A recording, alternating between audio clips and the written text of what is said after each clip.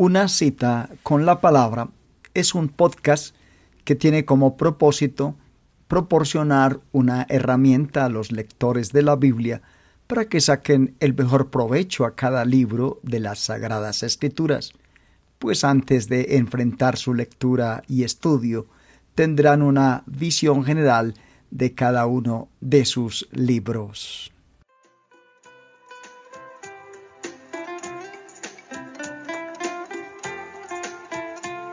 Bienvenidos a nuestro podcast, un recorrido capítulo a capítulo por todos los libros de la Biblia.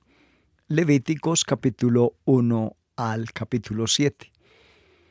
Revisamos lo que Israel había estado haciendo antes de dar las instrucciones que se encuentran en el libro de Levítico. Aproximadamente 10 semanas después de su liberación de Egipto, los israelitas llegaron al monte Sinaí. Allí Dios declaró su ley y le dio a Moisés las instrucciones para construir el tabernáculo. Moisés erigió el tabernáculo el primer día del primer mes del segundo año de la liberación de Israel. De modo que lo que lea en Éxodo 16 al 40 cubre aproximadamente 9 meses. El libro de Números se abre y se realiza un censo el primer día del segundo mes del segundo año, lo que significa que lo que se registra en Levítico abarca aproximadamente un mes. El tabernáculo estaba listo para ser usado y ahora Dios les dio a los sacerdotes las instrucciones que necesitaban para ofrecer los diversos sacrificios. Se podían llevar sus 6 ofrendas básicas al altar del tabernáculo. Cuando los fieles querían expresar su compromiso con Dios, trajeron la ofrenda quemada y posiblemente junto con ella la ofrenda de grano o comida y la ofrenda de bebidas. Estas ofrendas hablan de total dedicación al Señor. La comunión, paz, que se ofrece tiene que ver con la comunión con Dios, y la ofrenda por el pecado y la culpa, transgresión, se relacionan con la limpieza de Dios. Cada una de estas ofrendas satisfacía una necesidad específica en la vida del adorador y también expresaba algo de verdad acerca de la persona y la obra de Jesucristo, el sacrificio perfecto de Dios. El derramamiento de sangre animal no puede cambiar el corazón de una persona ni quitar el pecado. Sin embargo, Dios afirmó que los pecados del adorador fueron perdonados, y Él lo hizo sobre la base del sacrificio de Jesucristo en la cruz. Al igual que algunas personas en las iglesias de hoy, los adoradores judíos simplemente podían seguir los movimientos en el altar, sin poner su corazón en él. Pero esto significaba que Dios no los había perdonado realmente. Dios no quiere nuestros sacrificios. Él quiere obediencia de nuestros corazones. Los sacrificios descritos en Levíticos capítulo 1 al 7 nos recuerdan las necesidades espirituales básicas que debemos o que tenemos como pueblo de Dios: compromiso con Dios, comunión con Dios y limpieza de Dios. El holocausto fue el sacrificio básico que expresaba devoción y dedicación al Señor. Cuando nos entregamos al Señor, ponemos todo en el altar y no retenemos nada. El paralelo del Nuevo Testamento es Romanos 12, 1 y 2, donde el pueblo de Dios es desafiado a hacer sacrificio vivo, totalmente entregado al Señor. El ritual de la ofrenda fue explicado por el Señor y no pudo ser variado.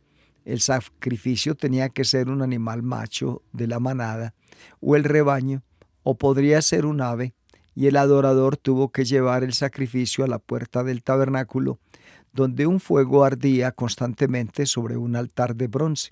El sacerdote examinaba el sacrificio para asegurarse de que no tenía manchas, ya que debemos dar lo mejor de nosotros al Señor. Jesucristo fue un sacrificio sin mancha y sin contaminación, quien se entregó en total dedicación a Dios. excepto cuando los pájaros fueron sacrificados. El oferente puso una mano sobre el sacrificio, una acción que simboliza dos cosas. Uno, la identificación del oferente con el sacrificio, y dos, la transferencia de algo al sacrificio. En el caso de la ofrenda quemada, el oferente decía: así como este animal se entrega totalmente a Dios en el altar, asimismo me entregó al Señor. Con los sacrificios que involucraron el derramamiento de sangre, la imposición de las manos significaba que el adorador estaba transfiriendo simbólicamente el pecado y la culpa al animal que murió en lugar del pecador. Incluso la ofrenda quemada hizo expiación por el oferente. El oferente luego mataba al animal y el sacerdote atrapaba la sangre en un recipiente y rociaba la sangre a los lados del altar. El sacerdote, no el oferente, mataba al ave y su sangre se drenaba en el costado del altar y su cuerpo se quemaba en el fuego del altar. El cadáver del toro, cordero o cabra fue desmembrado y las partes lavadas. Entonces todo, pero la piel fue puesta en orden sobre la madera y quemados en el fuego. La piel fue entregada al sacerdote. El significado de la ofrenda se ve en la repetición de las frases delante del Señor y al Señor, que se encuentran 7 veces en este primer capítulo de Levíticos. La transacción en el altar no fue entre el oferente y su conciencia, o el oferente y la nación, o incluso el oferente y el sacerdote. Fue entre el oferente y el Señor. Si el adorador hubiera llevado la ofrenda a uno de los templos paganos, podría haber complacido al sacerdote pagano y a su gente, pero no habría traído la bendición del Señor.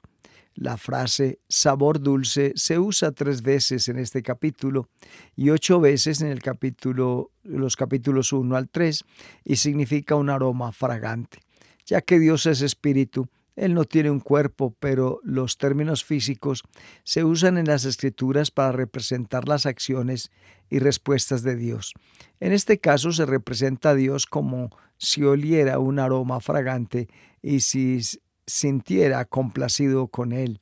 Cuando Jesús murió en la cruz, su sacrificio fue un olor fragante al Señor, y nuestras ofrendas a Dios deben seguir ese ejemplo. La ley del holocausto se encuentra en Levíticos 6, versos 9 al 13. Dios ordenó a los sacerdotes que mantuvieran el fuego ardiendo en el altar, que retiraran las cenizas del altar y que luego lo llevaran a un lugar limpio fuera del campamento. Es probable que Dios originalmente encendiaba este fuego cuando los sacerdotes estaban dedicados y comenzaban su ministerio.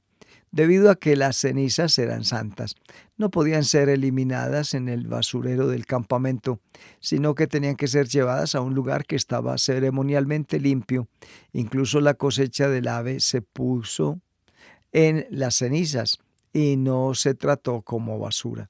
La ofrenda de comida podrían presentarse en el altar en una de 5 formas: harina fina, pasteles horneados, pasteles horneados en un sartén, pasteles horneados en una plancha, o cabezas de grano tostados trituradas. Estos pasteles se asemejarían a nuestra masa quizás de cualquier pastel horneado modernamente. El sacerdote oficiante colocaba solo una parte de la ofrenda en el altar, la porción conmemorativa del Señor, donde se consumía en el fuego, y el resto de la ofrenda era para los sacerdotes para su uso personal. Solo los machos de la familia podían comerlo y tenían que hacerlo en el lugar santo del tabernáculo y con pan sin levadura. La única ofrenda de comida que se comió fue la que presentó cada mañana y cada noche el hijo del sumo sacerdote, quien lo sucedería en el cargo 2 veces al día. Dado que el grano representa el fruto de nuestro trabajo. La ofrenda de la comida era una forma en que los judíos podían dedicar a Dios lo que Él les había permitido producir. El incienso que se quemaba con la parte conmemorativa representa la oración, un recordatorio de la petición: danos hoy nuestro pan de cada día. Pero la ofrenda de comida no se presentó sola, acompañada uno de los sacrificios que implicaba el derramamiento de sangre.